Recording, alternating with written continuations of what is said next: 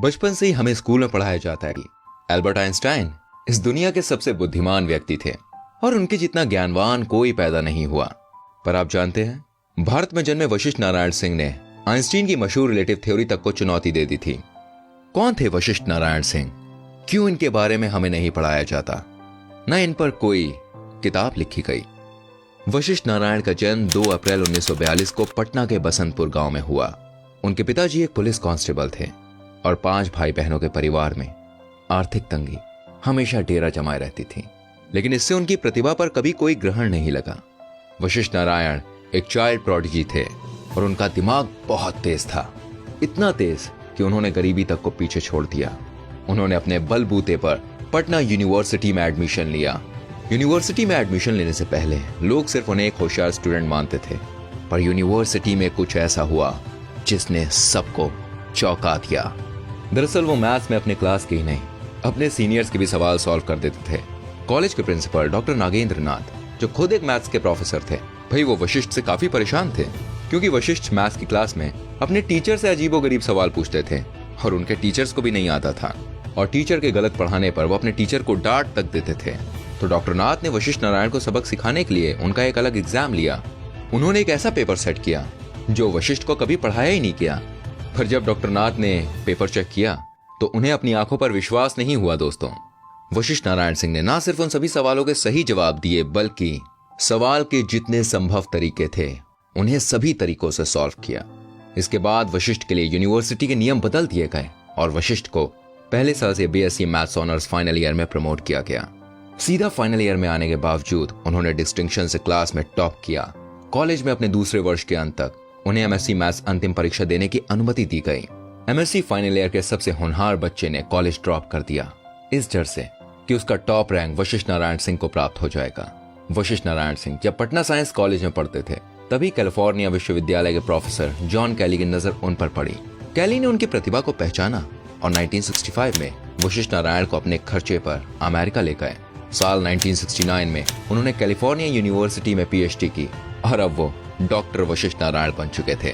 PhD के बाद doctor Vashishtha Narayan Singh ने स्पेस ऑर्गेनाइजेशन नासा ज्वाइन किया और 1969 में नासा का अपोलो मिशन लॉन्च हुआ। जी हाँ, वही अपोलो मिशन जिसने इंसान को चांद पर पहुंचाया था। इस मिशन के दौरान कंप्यूटर्स कुछ देर के लिए बंद हो गए थे। तब वशिष्ठ नारायण सिंह ने ही एक गणित लगाकर एक हिसाब निकाला और जब कंप्यूटर्स चालू हुए तो वशिष्ठ और कंप्यूटर का कैलकुलेशन एक ही था। 1973 में उन्होंने भारत आकर शादी कर ली और फिर अपनी पत्नी के साथ अमेरिका वापस चले गए।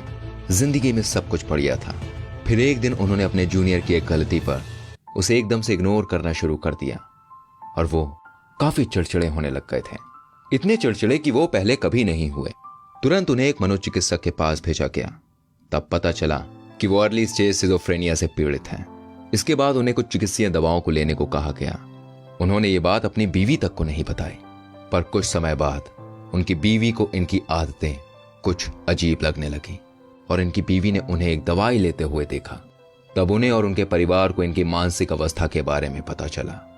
वशिष्ठ नारायण और उनकी बीवी कुछ दिन अमेरिका में ही रहे, पर अच्छी जॉब और अच्छी लाइफस्टाइल के बाद भी उनका दिल हिंदुस्तान के लिए धड़कता रहा और 1974 में वो वापस भारत आ गए। वो यूएसए से तकरीबन 10 बक्से भर के किताबें लाए। लौटने के बाद उनकी फैमिली ने डॉक्टर्स की सलाह के खिलाफ उनकी दवाइयों को बंद कराया। वो पहले आईआईटी कानपुर, फिर आईआईटी बम्बई और फिर आईएसआई कोलकाता में प्रोफेसर रहे। इस दौरान उनकी मानसिक हालत काफी बिगड़ने लगी। हालत इतनी बिगड़ने लगी कि इनकी बीवी ने वापस मायके जाने का फैसला किया। 1976 में इनकी पत्नी ने इन्हें डाइवोर्स दे दिया। बीवी के इस फैसले ने इन्हें एकदम तोड़ कर रख दिया। उन्होंने खाना पीना सब छोड़ दिया और वो पहले से ज्यादा हिंसक होने लगे।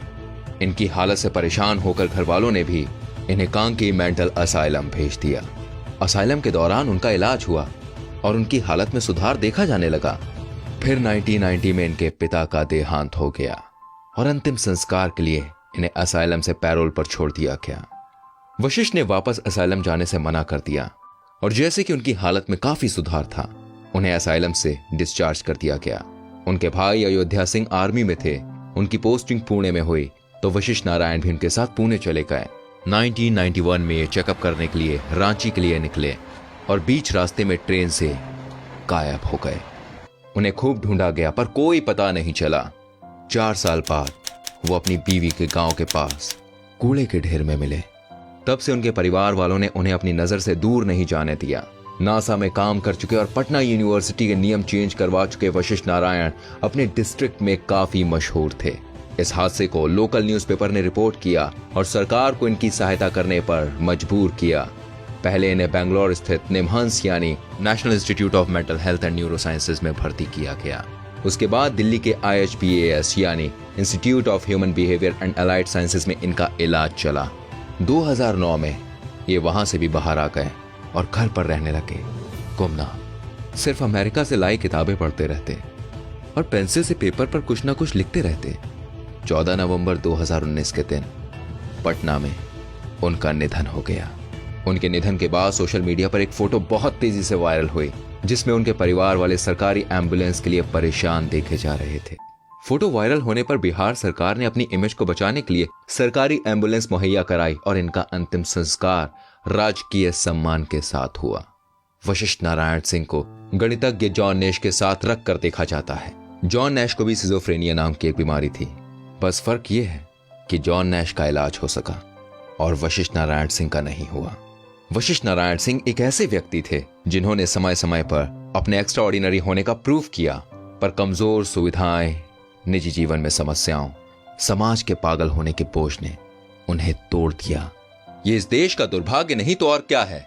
जो आदमी भारत का नाम पूरी दुनिया में रोशन करने में सक्षम था, उसकी मौत के बाद 2 घंटे तक उनकी बॉडी लेने एम्बुलेंस तक नहीं पहुंची। ये वशिष्ठ नारायण का नहीं बल्कि हमारे देश का नुकसान है। शायद जैसे आज दुनिया एल्बर्ट आइंस्टाइन को याद करती है, कल शायद वशिष्ठ नारायण सिंह को करती। दोस्तों, इस वीडियो को जितना शेयर कर सकते हैं ना आप उतना शेयर कीजिए, ताकि फिर किसी होनहार के हाल वशिष्ठ नारायण जैसे ना हो। हम कोशिश करेंगे आपके लिए ऐसी और वीडियोस लाने की। फिलहाल चाहेंगे इजाजत। ख्याल रखिएगा।